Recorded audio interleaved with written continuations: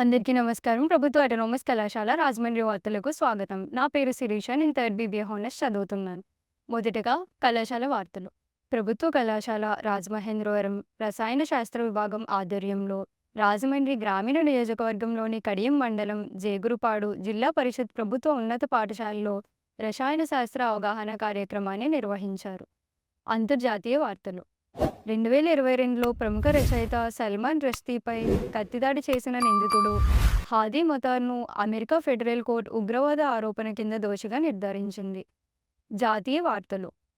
పార్లమెంట్లోని పరీక్షల అక్రమాల నిరోధక సవరణ బిల్లు ఆమోదం.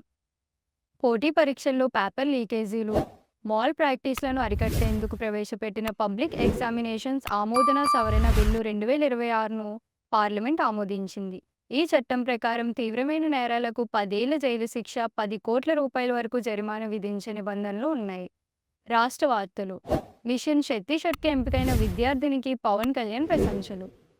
ప్రతిష్టాత్మక మిషన్ ఛత్తీస్గఢ్ ప్రోగ్రాంకు ఎంపికైన తూర్పుగోదావరి జిల్లా జెడ్పీ పాఠశాల విద్యార్థిని కందుల జెస్సీకి డిప్యూటీ సీఎం పవన్ కళ్యాణ్ ప్రత్యేక అభినందనలు తెలియజేశారు. క్రీడా వార్తలు. కామన్వెల్త్ గేమ్స్లో భారత అథ్లీట్ల పతాకాల జోరు. అంతర్జాతీయ కామన్వెల్త్ పోటీల్లో భారత అథ్లెట్లు అద్భుత ప్రదర్శనలతో దూసుకుపోతున్నారు.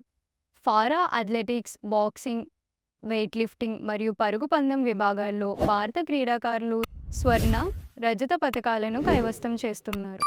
వాతావరణం. బంగాళాఖాతంలో ఏర్పడిన తీవ్ర వాయుగుండం ప్రభావంతో ఆంధ్రప్రదేశ్ మరియు తెలంగాణ రాష్ట్రంలో రాబోయే 2 నుండి 3 రోజుల పాటు మోస్తరు నుండి భారీ వర్షాలు కురిసే అవకాశం ఉందని అమరావతి వాతావరణ కేంద్రం తెలిపింది.